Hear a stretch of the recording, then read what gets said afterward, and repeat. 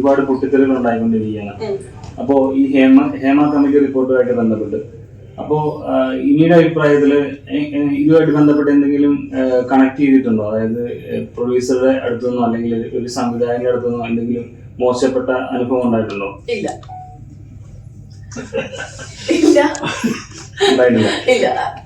അങ്ങനെ ഉണ്ടെങ്കിൽ ഞാൻ ഒരിക്കലും സിനിമയിൽ തുടർന്ന് പോവില്ലായിരുന്നു. കാരണം ഞാൻ വളരെ ഫാമിലി ഓറിയന്റഡ് ആയിട്ടുള്ള ഒരു ഗേളാണ്. അപ്പോൾ സിനിമയും ആക്ടിങ്ങും ഡാൻസും അതുപോലെ എൻ്റെ പഠനവും എല്ലാം ഒരേപോലെ കൊണ്ടുപോകുന്ന ഒരാളാണ്. അപ്പം ഞാൻ ചെറിയ വയസ്സ് തൊട്ടേ സിനിമയിലുണ്ട്. അങ്ങനെയുള്ള സിനിമകളിലൊന്നും ഞാൻ ഭാഗമായിട്ടുമില്ല, ഞാനൊരു ഗ്രൂപ്പിലും ഇല്ല. അതുപോലെ തന്നെ എന്നെ പുഷ് ചെയ്യാനോ വെൽവിഷറോ അല്ലെങ്കിൽ എന്നെ റെക്കമെൻഡ് ചെയ്യാൻ ആൾക്കാരോ എന്നെ സപ്പോർട്ട് ചെയ്യാനായിട്ടുള്ളൊരു ഗ്യാങ്ങോ അങ്ങനെയൊന്നും ഇല്ല. അപ്പം ഞാൻ ഇൻഡിപെൻഡന്റ് ആയിട്ട് പടവെട്ടി പൊരുതി ഈ സിനിമയിലേക്ക് ഇൻഡസ്ട്രിയിലേക്ക് കാലെടുത്ത് വെച്ചപ്പോൾ ഒരുപാട് ആൾക്കാർ നെഗറ്റീവ് കമന്റ്സ് ഒക്കെ പറഞ്ഞിട്ടുണ്ട്, സിനിമ അങ്ങനെയാണ് ഇങ്ങനെയാണ്. അപ്പം നമ്മളെ ഇറ്റ്സ് ലൈക്ക് എല്ലാ ഫീൽഡിലും എല്ലാ പോസിറ്റീവ്സും നെഗറ്റീവ്സും ഉണ്ട്. അപ്പം നമ്മളെ എങ്ങനെ കൈകാര്യം ചെയ്യണം എന്നുള്ളത്, നമുക്ക് എന്ത് വേണം എന്നുള്ളത് നമ്മളാണ് ഡിസൈഡ് ചെയ്യുക, അല്ലെ? അപ്പൊ നമ്മുടെ ലൈഫ് എന്താവണം എന്നുള്ളത് നമ്മളാണ് ഡിസൈഡ് ചെയ്യുന്നത്. അപ്പൊ നമ്മൾ എന്ത് ചെയ്യണം എന്നുള്ളത് നമ്മൾ തന്നെയാണ് ഡിസൈഡ് ചെയ്യേണ്ടത്, അല്ലെങ്കിൽ എന്തായി തീരണം, അല്ലെങ്കിൽ എന്ത് ആവണം എന്നുള്ളത്. അപ്പം അങ്ങനെ നോക്കുകയാണെന്നുണ്ടെങ്കിൽ എനിക്ക് വിധിച്ചത് സിനിമയാണ്. ഇപ്പൊ ഞാനൊരു കലാകാരിയാണെന്ന് പറയുന്നതിൽ വളരെയധികം പ്രൗഡാണ്. അത് സ്പെഷ്യലി ഒരു മലയാളി ആയിരുന്നിട്ടും എല്ലാ ഭാഷകളിലും ഞാൻ സിനിമ ചെയ്യുന്നുണ്ട്. വെൻ ഐ ഫീൽ ലൈക്ക് ഞാൻ പുറത്തെ രാജ്യങ്ങളൊക്കെ പോകുമ്പോൾ തെന്നിന്ത്യൻ താരം എന്ന് പറയുമ്പോൾ I feel very proud and privilege. And specially ഞാൻ മലയാളം സിനിമകൾ ചെയ്യാൻ വരുമ്പോൾ എനിക്ക് ഭയങ്കര ഒരു ഫാമിലി അറ്റാച്ച്മെന്റ് ആണ്. ഞാൻ കൂടുതൽ മലയാളം സിനിമകൾ ചെയ്തിട്ടുള്ള ഒരു ഫാമിലി ഓറിയന്റഡ് ആയിട്ടുള്ള സ്റ്റോറീസും കഥാപാത്രങ്ങളും ഒക്കെയാണ്. വർക്കിംഗ് അറ്റ്മോസ്ഫിയറും I feel like family oriented ആയിട്ട്. അല്ലാതെ ഈ സമീപത്ത് പറയുന്ന ഇൻസിഡൻസുകൾ എന്ന് പറയുന്നത് ഓരോരുത്തരുടെ ലൈഫിൽ നടന്നിട്ടുള്ളത്, അല്ല അവരുടെ സിറ്റുവേഷൻ ഹാൻഡിൽ ചെയ്യാൻ പറ്റാത്തപ്പോൾ നടന്നത്, അല്ലെങ്കിൽ ആ സമയത്ത് അവർക്ക് കൺട്രോൾ ചെയ്യാൻ പറ്റാത്ത ഇൻസിഡൻസ്, അല്ലെങ്കിൽ അവർക്ക് ആരോട് പറയാൻ പറ്റാത്ത രീതിയിലുള്ള ഇൻസിഡൻസ്, അല്ലെങ്കിൽ പണ്ടെങ്ങാണ്ടോ നടന്ന കാര്യങ്ങൾ, അല്ലെങ്കിൽ ഒരു ശരിയുമില്ലാത്ത കാര്യങ്ങൾ, അല്ലെങ്കിൽ ബോധമില്ലാതെ പറയുന്ന കാര്യങ്ങൾ, അങ്ങനെ പല രീതിയിലും ഉണ്ട്. അപ്പൊ നമുക്കിതിൽ ഏത് ശരി തെറ്റെന്ന് ഒരിക്കലും നമുക്ക് ജഡ്ജ് ചെയ്യാൻ പറ്റില്ല. അപ്പോ അതിന് ഇവിടെ നാട്ടില് നിയമ നടപടികളുണ്ട്, അതിന്റെ അധികാരികളുണ്ട്, അതിന്റെ ഉദ്യോഗസ്ഥരുണ്ട്. അത് വെരിഫൈ ചെയ്യാനും അന്വേഷിക്കാനും അതിന്റെ സത്യാവസ്ഥ മനസ്സിലാക്കാനും ഒക്കെ ആൾക്കാരുണ്ട്. അപ്പൊ അതിന്റെ കാര്യത്തിൽ നടന്നോളും എന്നാണ് ഞാൻ വിശ്വസിക്കുന്നത്. പക്ഷെ ഞാൻ ഈ പറയുന്ന ഒരു ഇൻസിഡന്റ് അല്ലെങ്കിൽ ആ ഒരു ഇതുമായിട്ട് കണക്ട് ചെയ്ത് എന്റെ ലൈഫിൽ, എന്റെ സിനിമാ കരിയറിൽ ഇതുവരെ യാതൊരു ഇൻസിഡൻസും ഉണ്ടായിട്ടില്ല. I feel cinema industry is the most safest place to work. ഞാൻ നേരത്തെ പറഞ്ഞ പോലെ ഡെയിലി വേജസിൽ വർക്ക് ചെയ്യുന്ന ഒരുപാട് ആൾക്കാരുണ്ട്, സിനിമ സ്വപ്നമായിട്ട് കരുതുന്ന ഒരുപാട് ആൾക്കാരുണ്ട്, സിനിമയാണ് ഉപജീവന മാർഗമെന്ന് ചിന്തിക്കുന്ന ഒരുപാട് ആൾക്കാർ. ഇപ്പൊ ഞാനായിരുന്നാലും എൻ്റെ മെയിൻ പ്രൊഫഷൻ എന്ന് പറയുന്നത് സിനിമയാണ്. സിനിമ തന്നെയാണ് എനിക്ക് അന്നം തരുന്നത്. അപ്പം ഈ ഒരു മേഖല ഒരിക്കലും തെറ്റായ മേഖലയാണെന്നോ, അല്ലെങ്കിൽ ഇവിടെ ഒരുപാട് പേര് ചൂഷണത്തിന് ഇരയാവുന്നുണ്ട്, അല്ലെങ്കിൽ യൂസ് ചെയ്യപ്പെടുന്നുണ്ട്, അല്ലെങ്കിൽ മോളസ്റ്റേഷൻ നടക്കുന്നുണ്ട്, ഫിസിക്കൽ ഹാരാസ്മെന്റ് നടക്കുന്നുണ്ട് എന്നാൽ ഞാൻ ചെയ്ത സിനിമകളൊന്നും എനിക്ക് അങ്ങനെ ഒരു അനുഭവമേ ഉണ്ടായിട്ടില്ല. അപ്പം I feel like very comfortable working in cinema. ഈ ഇന്റിമേറ്റ് സീനുകൾ നിർബന്ധിപ്പിച്ച് അഭിനയിപ്പിക്കുന്നു, അതുപോലെ തന്നെ ലിപ് ലോക്ക് സീനുകൾ ചെയ്യുന്നു, അങ്ങനെയൊക്കെ ഞാൻ നേരത്തെ പറഞ്ഞ പോലെ നമ്മൾ എന്ത് ചെയ്യണമെന്നുള്ളത് നമ്മളാണ് ഡിസൈഡ് ചെയ്യുന്നത്. ഓക്കെ, ഇപ്പൊ എന്റെ അടുത്ത് ഒരു ഡയറക്ടർ പറയണം ഒരു കിസിംഗ് സീൻ ഉണ്ട് എന്നുള്ളെങ്കിൽ അത് നമ്മൾ സ്ക്രിപ്റ്റിലും പറയും, അല്ലാതെ നമ്മൾ ഓറലായിട്ട് പറയും. അതുപോലെ അഗ്രിമെന്റിൽ മെൻഷൻ ചെയ്തിട്ടുണ്ട് there will be some intimate scenes and bedroom scenes എന്നുള്ളത്. അപ്പൊ അതൊക്കെ നമുക്ക് മെൻഷൻ ചെയ്യുന്ന അനുസരിച്ചാണ് നമുക്ക് റെമ്യൂണറേഷനും അതിനകത്ത് മെൻഷൻ ചെയ്യുന്നത്. ഓക്കെ, അപ്പം ചെയ്യാൻ പറ്റില്ല എന്നുണ്ടെങ്കിൽ ധൈര്യപൂർവ്വം പറയാം I am not comfortable to do this scene എന്നുള്ളത്. ആരും ഫോഴ്സ് ചെയ്തില്ല. ആ സീൻ ചെയ്തില്ലെങ്കിൽ ആ സീൻ ചെയ്യണ്ട, അല്ലെങ്കിൽ അത് അഭിനയിക്കാൻ താല്പര്യം ചെയ്യണ്ട. ആരും ഫോഴ്സ് ചെയ്തിട്ടൊന്നും ചെയ്യത്തൊന്നുമില്ല. എല്ലാം ചെയ്ത് കഴിഞ്ഞിട്ട് എന്നെ അത് ചെയ്തെന്ന് പറഞ്ഞിട്ട് കാര്യമില്ല. അതേ ഞാനൊരു കമന്റ് ചെയ്യുന്നത് ചില ആൾക്കാരുണ്ട്, they will be initially ready to face everything, ready to do anything. അത് കഴിഞ്ഞതിന് ശേഷം എന്നെ അങ്ങനെ ചെയ്തു ഇങ്ങനെ ചെയ്തു, ഞാൻ പറയാത്ത കാര്യങ്ങൾ ചെയ്തു. ഇപ്പൊ ഞാൻ അഭിനയിച്ച സിനിമകളെ എക്സാമ്പിൾ പറയുകയാണെങ്കിൽ എനിക്ക് കംഫർട്ടബിൾ അല്ലാത്ത ചില സീൻസുകൾ അഭിനയിക്കാൻ പറയാറുണ്ട്, ബെഡ്റൂം സീൻസ്. അപ്പൊ ഒരു ഹസ്ബൻഡ് വൈഫായിട്ട് അഭിനയിക്കുമ്പോൾ ഇന്റിമേറ്റ് സീൻസ് കാണിക്കണം. അപ്പൊ അതിൽ എത്രത്തോളം കാണിക്കാൻ പറ്റും, എത്രത്തോളം ന്യൂഡിറ്റി അല്ലെ എത്രത്തോളം ഓപ്പൺ ആയിട്ട് കാണിക്കാൻ പറ്റും, ഏത് രീതിയിൽ കാണിക്കണം എന്നുള്ളത് ഞാനും ക്യാമറാമാനും അസിസ്റ്റന്റ് ക്യാമറാമാനും അതുപോലെ നമ്മൾ ചെറിയ ഇന്റിമേറ്റ് സീൻസ് ഒക്കെ ചെയ്യുമ്പോൾ വളരെ ക്ലോസ് ആയിട്ടുള്ള ആൾക്കാർ മാത്രമേ ഉണ്ടാവുള്ളൂ. യൂണിറ്റിൽ എല്ലാവരും ഉണ്ടാവാറില്ല. അപ്പം നമ്മൾ ഡിസ്കസ് ചെയ്യും, സാർ ഇങ്ങനെ എടുക്കാം, അപ്പം ഞാൻ ഇങ്ങനെ ചെയ്യാം. അപ്പം ചില ആംഗിൾസ് നമ്മൾ ചീറ്റ് ചെയ്ത് ഷൂട്ട് ചെയ്യും.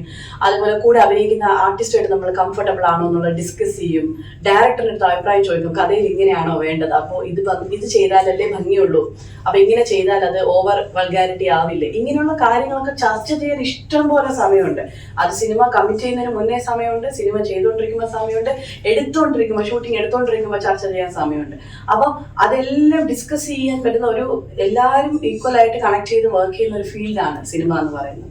അപ്പം അത്രയും ടെക്നീഷ്യൻസും കാര്യങ്ങളൊക്കെ ഉണ്ടാകുമ്പോൾ നമ്മൾക്ക് ബുദ്ധിമുട്ടുള്ള കാര്യങ്ങൾ തുറന്ന് പറയാൻ യാതൊരു മടിയുടെ ആവശ്യവുമില്ല. ഇപ്പൊ ഞാൻ കംഫർട്ടബിൾ അല്ല സീൻ എന്ന് പറഞ്ഞാൽ ഞാൻ അഭിനയിച്ചിട്ടില്ല. ചില സീൻസ് എനിക്ക് കംഫർട്ടബിൾ അല്ല, അന്ന് ഞാൻ അഭിനയിച്ചിട്ടില്ല. ഞാൻ പറയും, ഇപ്പൊ സ്മോക്കിംഗ് എന്ന സീന് വരും, അപ്പൊ ഞാൻ പറയും ഞാൻ സ്മോക്ക് ചെയ്യുന്ന സീന് നിങ്ങൾ എന്റെ പെർമിഷൻ ഇല്ലാതെ ഡ്യൂപ്പിട്ട് എടുക്കാനും പാടില്ല എന്ന് പറയും. അങ്ങനെ കാണിക്കരുത് എന്നുള്ളത് എനിക്ക് നിർബന്ധമാണ്. അതുപോലെ ഒരു സിനിമയിൽ ഞാൻ തമിഴ് സിനിമ ഷൂട്ട് ചെയ്തപ്പോ ഡയലോഗ് കുറച്ച് വൾഗറായിട്ട്, അതായത് ബാഡ് വേർഡ്സ് പറയണം. അപ്പൊ ഞാൻ പറഞ്ഞു, സാർ ഞാൻ ഈ ബാഡ് വേർഡ്സ് പറയൂല, ഞാൻ ഡബിങ്ങിൽ പറയൂല, നിങ്ങൾ അതിന് സമാന്തരമായിട്ട് രീതിയിലുള്ള ഒരു ടിപ്പിക്കലി അതിനോട് അടുപ്പിച്ച് മീനിങ് വരുന്ന ഒരു വാക്ക് റീറൈറ്റ് ചെയ്യുകയാണെന്നുണ്ടെങ്കിൽ അത് ഞാൻ പറയാമെന്ന് പറഞ്ഞു.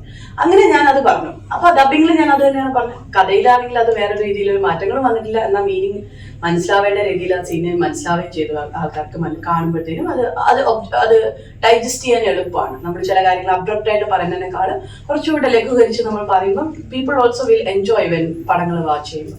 അപ്പൊ അങ്ങനെ നിറയെ ഓപ്ഷൻസ് ഉണ്ട് നമ്മുടെ സിനിമയിൽ. ആരും ഫോഴ്സ് ചെയ്ത് ഒന്നും ചെയ്യിപ്പിക്കില്ല, അത് ഡെഫിനറ്റ് ആയിട്ടും ആരും ഫോഴ്സ് ചെയ്ത് ഒന്നും ചെയ്യിപ്പിക്കില്ല. ഫോഴ്സ് ചെയ്യുന്നത് ചിലപ്പോൾ ഒറ്റപ്പെട്ട സംഭവങ്ങളായിരിക്കാം. ചിലപ്പോൾ ഒറ്റയ്ക്ക് അഭിനയിക്കാൻ വരുന്ന ആർട്ടിസ്റ്റുകൾ, അല്ലെങ്കിൽ അവർക്ക് സേഫ്റ്റി ഇല്ല, സെക്യൂരിറ്റി ഇല്ല, കൂടെ ആരുമില്ല, ചോദിക്കാനും പറയാനും ആരുമില്ല എന്ന് വിചാരിക്കുന്നവരെ ചിലപ്പം യൂട്ടിലൈസ് ചെയ്തിട്ടുണ്ടാവണം. പക്ഷെ അത് ഓവർകം ചെയ്യേണ്ടത് അത് അവരെ സേഫ് ഗാർഡ് ചെയ്യണം. അത്രയാണ് എനിക്ക് പറയാനുള്ളൂ. വഴങ്ങിക്കൊടുക്കാതെ ഒരിക്കലും സിനിമയിൽ ചാൻസ് ലഭിക്കില്ല. അഥവാ വഴങ്ങിക്കൊടുക്കാൻ തയ്യാറല്ലെങ്കിൽ പിന്നീട് ചാൻസസേ ഉണ്ടാവില്ല, അങ്ങനെ പറയുന്നുണ്ട്. അപ്പൊ അതിനോട് മാഡം എത്രത്തോളം യോജിക്കുന്നില്ല? അങ്ങനെ ഉണ്ടെന്നുണ്ടെങ്കിൽ ഞാനിന്ന് സിനിമയിൽ ഉണ്ടാവേണ്ട കാര്യമില്ല. I M A genuine artist and I am working in very good professional വേ. അതുകൊണ്ട് എനിക്ക് അങ്ങനെ തോന്നുന്നില്ല. ആക്ച്വലി എനിക്ക് തോന്നുന്നു പുറത്താണ് കുറച്ചുകൂടി നമ്മളെ ചൂഷണം ചെയ്യപ്പെടുന്നത്, മിസ്യൂസ് ചെയ്യുന്നതും മോളസ്റ്റ് ചെയ്യുന്നതും യൂട്ടിലൈസ് ചെയ്യുന്നതും, അത് തരാം ഇത് തരാം എന്നൊക്കെ പറഞ്ഞ് ആകാംക്ഷപ്പെടുത്തിയിട്ട് ഓരോരുത്തരെയൊക്കെ മിസ്യൂസ് ചെയ്യുന്നത്. എനിക്ക് തോന്നുന്ന ഒരുപാട് സ്റ്റോറീസ് ഞാൻ കേട്ടിട്ടുണ്ട്, ഒരുപാട് ആർട്ടിസ്റ്റുകളുടെയും കോമൺ പീപ്പിളിന്റെ ലൈഫിലെ സ്റ്റോറീസ് ഞാൻ കുറെ കേട്ടിട്ടുണ്ട്. എനിക്ക് തോന്നുന്നു സിനിമയിലെ ഇൻസിഡൻസ് എന്ന് പറയുന്ന ഒറ്റപ്പെട്ട സംഭവമാണ്. അപ്പൊ അങ്ങനെ ഒരിക്കലും ഇല്ല സിനിമയിൽ. അങ്ങനെ ആരും, ഞാൻ നേരത്തെ പറഞ്ഞ പോലെ തന്നെ ഫോഴ്സ് ചെയ്ത് ആരും ഒന്നും ചെയ്യിപ്പിക്കില്ല. only if we willingly we will affect on that. എൻ്റെ അച്ഛൻ എപ്പോഴും പറഞ്ഞിട്ടുള്ള ഒരു കാര്യമാണ്, നിന്റെ പ്രൈവറ്റ് സ്പേസിലേക്ക് നീ ആരെങ്കിലും വരുത്താനായിട്ട് കടത്താനായിട്ട് ഒരു അനുമതി കൊടുത്താൽ മാത്രമേ അവർ നിന്റെ പ്രൈവറ്റ് സ്പേസിലേക്ക് വരുള്ളൂ, അല്ലെങ്കിൽ അവർ വരില്ല. അപ്പൊ if you say no, if you can able to say no എന്ന് പറയാൻ ധൈര്യം ഉണ്ടെന്നുണ്ടെങ്കിൽ നത്തിങ് വിൽ ഹാപ്പൻ. അങ്ങനെ വിശ്വസിക്കുന്ന പോളിസിയിലുള്ള ഒരാളാണ് ഞാൻ. ഓക്കെ, അതുകൊണ്ട് ഒരിക്കലും അങ്ങനെ ചെയ്താലേ സക്സസ് ആകാൻ പറ്റുള്ളൂ, അങ്ങനെ ചെയ്താലേ വരാൻ പറ്റുള്ളൂ, അങ്ങനെ എല്ലാത്തിനും റെഡി ആണെങ്കിൽ മാത്രമേ. ഇപ്പം ഞാൻ ഇൻഡസ്ട്രിയിൽ വന്നപ്പോൾ 90s കിഡാണ് ഞാൻ.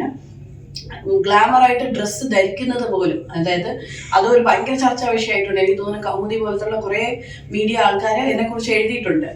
ഇനിയ ബോൾഡ് ആയിരുന്നു, ഇനിയുടെ ലേറ്റസ്റ്റ് ഫോട്ടോഷൂട്ട്, ഗ്ലാമറസ് ഫോട്ടോഷൂട്ട്, അങ്ങനെ ഇങ്ങനെ. അപ്പം ഇതൊക്കെ ഞാൻ കാണുന്നുണ്ട്, ഫേസ് ചെയ്യുന്നതാണ് നമ്മൾ. ഇപ്പൊ പിന്നെ അതൊരു മോഡേൺ എന്ന് പറയുന്നത്, ഗ്ലാമർ എന്ന് പറയുന്നത് അത്ര വിഷയമല്ല, because social media is very active. So അതുകൊണ്ട് അതൊന്നും വലിയ പുതുമയല്ല. വയറ് കാണിക്കുന്നതും ക്ലീവേജ് കാണിക്കുന്നതും ഹിപ്പ് കാണിക്കുന്നതും തൈസ് കാണിക്കുന്നതും മോഡേൺ ആവുന്നതും അവരോരോ ഇഷ്ടത്തിനുള്ള ഒരു ഡ്രസ്സ് ഇടുന്നതും ഒന്നും വലിയ വിഷയമല്ല.